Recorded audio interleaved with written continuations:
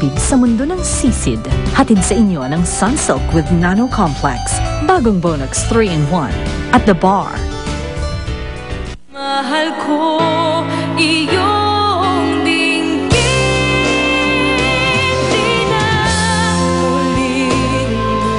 Huwag ka mag-alala, Eden. Hindi nagbabago ang tingin ko sa'yo dahil dyan. Hindi ko iniisip na masama kang tao. Dahil naiintindihan din kita. Salamat, Amir. Salamat. Basta nandito lang ako. Nasa likod mo lang ako sa lahat ng laban mo. Laking gulat ni Sigismundo sa susunod na meeting namin dahil hindi na siya may kontrol ng kanyang kumpanya. Atin na ang kanyang korporasyon. Pagkatapos, isunod na rin natin ang mga illegal nila negosyo. Pero bago yan, magsasaya muna tayo. Dahil bukas, makikilala ng lahat si Madam Pearl. Tita, nakita ko siya. Nandito siya. Sino? Si Eden. I mean, si Pearl de la Vida, nandito siya. Tita, nakita ko. Reserved ang buong resort para sa event na to. So, imposible mangyari yon. At isa pa, hindi naman invited si Pearl de la Vida dito. Monique, paglalakad-lakad muna sa labas.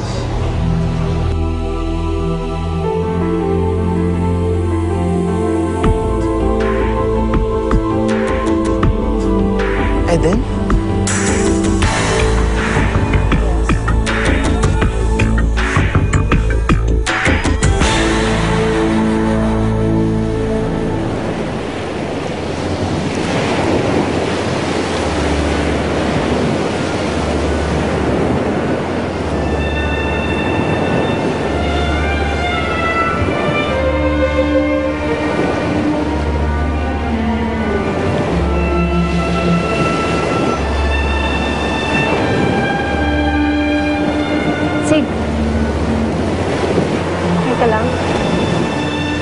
There's nothing to worry about.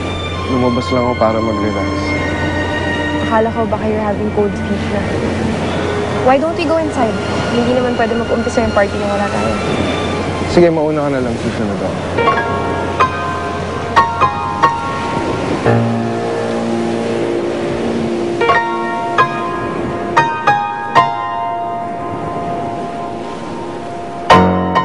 Matagal na tayo nagkahiwalay ng landas, Eden. Maayos na ako ngayon. Imposible ikaw ang nakita ko. Please lang, huwag mo na akong guluhin kahit alaala mo.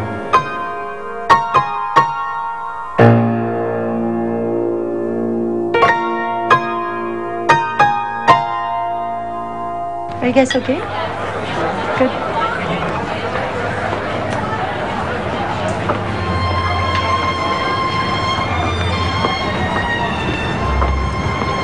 Han, I've looked all over the place.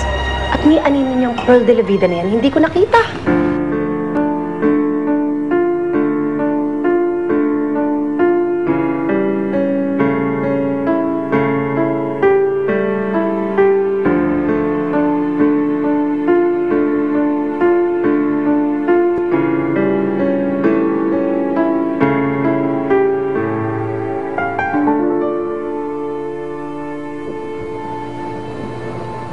Saan ka nang galing?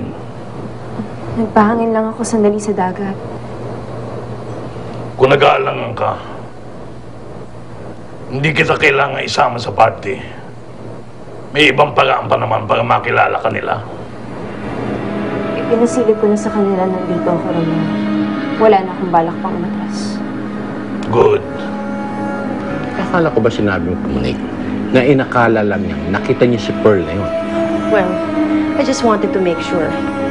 Mahirap na. Alam mo, palugin na lahat ng resorts natin, Han, dahil sa kanya. At ayoko namang masira pati itong party natin because of her. Iniisip nila ngayon kung bakit nandito sa engagement party si Miss Pearl de la Vida, ang babaeng sumisira sa negosyo nila. Hindi lang negosyo nila ang balak mo sirain. Araw to ni Monique at si. Pero aangkin ko ang gabing tumula sa kanila. Relax ka lang, Han. Ikaw naman. May mga tao na kayo sa labas. Huwag siya makasubok-subok tumatak dito dahil pakakaladkad ko siya sa labas. Okay. Alam mo, mas mabuti pa, entertain mo lang mga bisita natin. Para saan pat nagpa-party tayo kung di naman tayo mag-i-enjoy? Han, kanina pa ngawit na ngawit ang pangako kakasmahan sa mga guests natin. I'm almost out of energy, I tell you. Baka mamaya dyan dumating yung partner mo si Ramon hindi ko na siya makasikaso. Katatawag lang niya. At ang sabi niya, parating daw sila. Sila? Ninong Tisay kasama niya ang misis niya? Apparently. Kaya gusto ko, gawin mo siyang kagad kaibigan. Amigahin mo siya dahil makakatulong niya sa atin.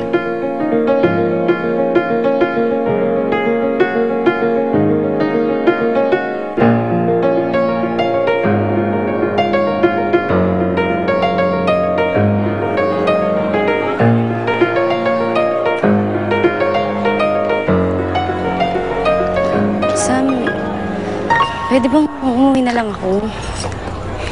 Kararating lang natin Kasi hindi naman kasi ako sanay sa gintong suot tsaka yung ganyang karaming tao.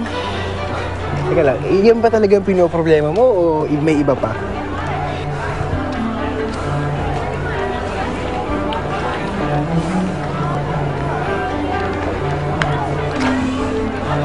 Gia,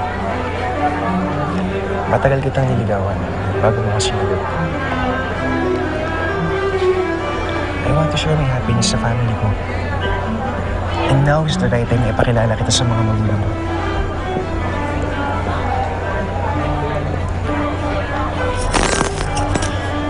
Kasi naman nakala ko sa kasal pa ng kuya mo ko ipapakilala sa kanila.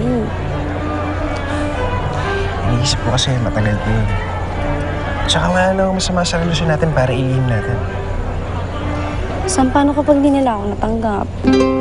Paano kung magaya yung relasyon natin kay Eden tsaka kay Sig? Sheila, you're different. May history ng Bible si pamilya ni Eden sa pamilya namin. At saka kinukulit na ako ni Mama. Ipakilala ko yung girlfriend ko sa kanila.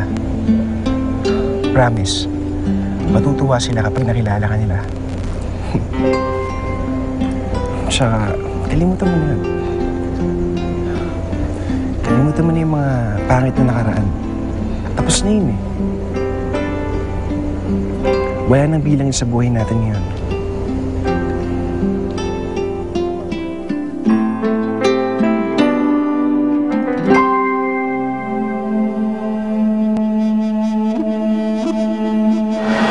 So, kamusta naman kayo mag-asawa? At kamusta na ang mahal kong kaibigan?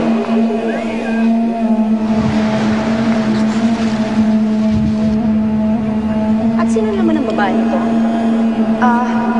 Ako po si Eden. Ginulo nila ang tahimik mong buhay noon.